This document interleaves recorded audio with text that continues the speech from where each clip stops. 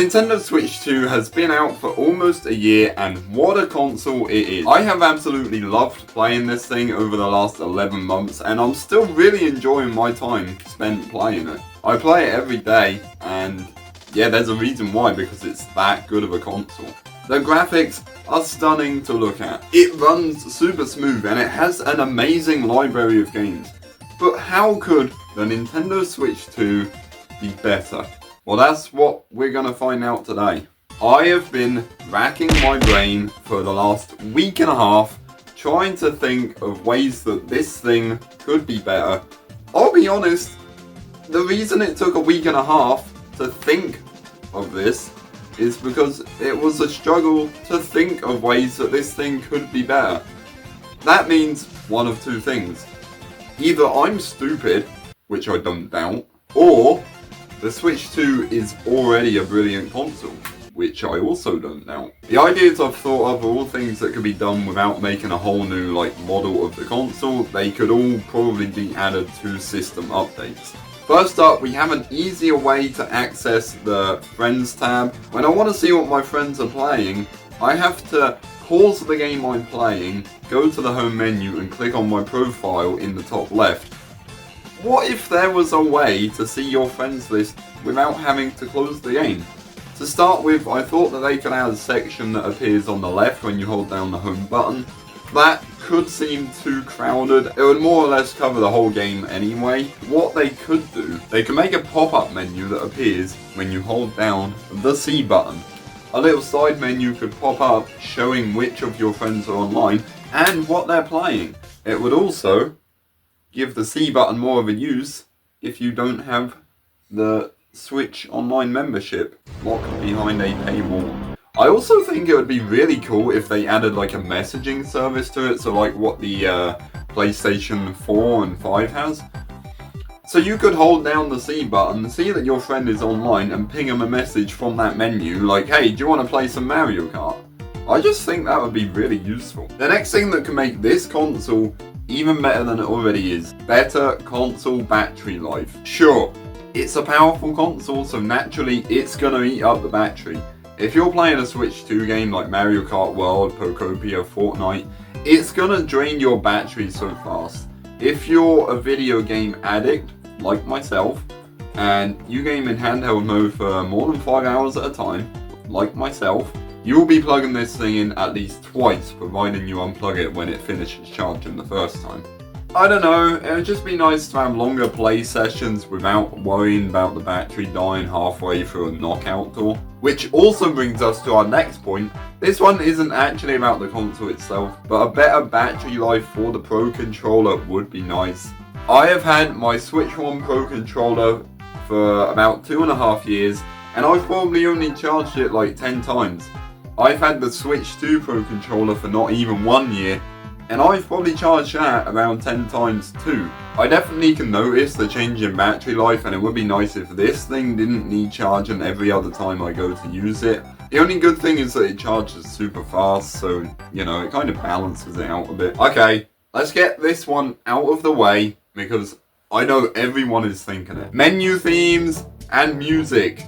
When the Switch 2 was first announced, everyone was like, oh my god, they're finally going to update the menus and add extra themes and music. And then it released, and we got a slightly better looking version of what we already had.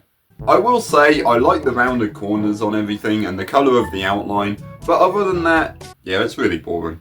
Back in the day, Nintendo used to have some of the best menus in gaming, like the Wii, the Wii U, the DS, and the 3DS family.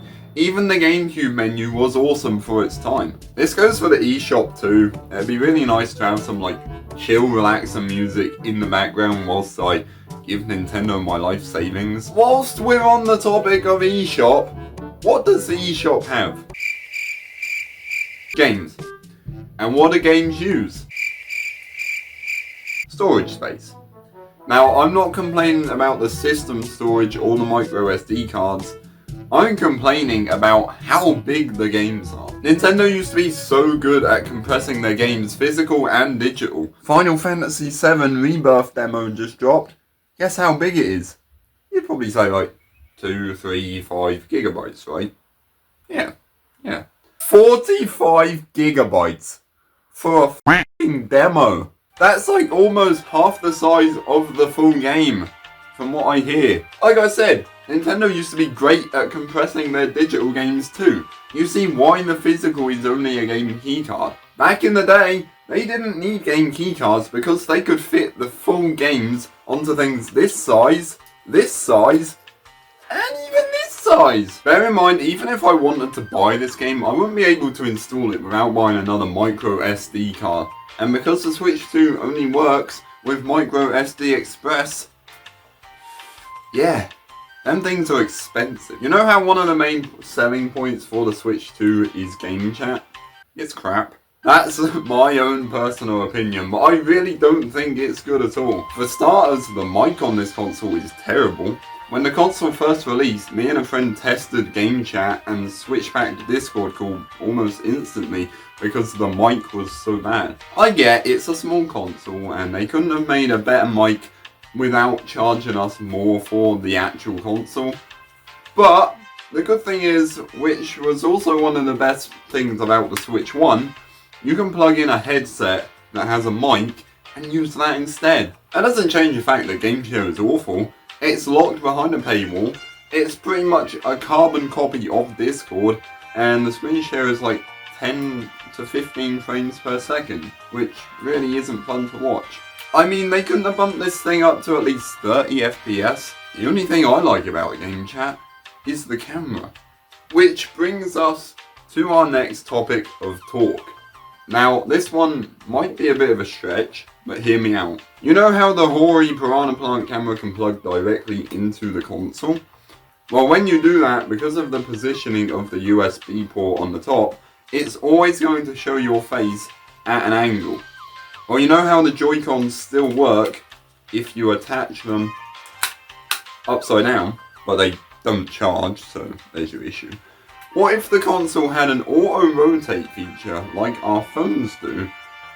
The screen also turns with it, so what Nintendo could do is add a feature so that when you put the Joy-Cons upside down, the screen turns with it, you plug the camera into the bottom USB, and it's now in the top, so it will be in the center, so it will show your face front on.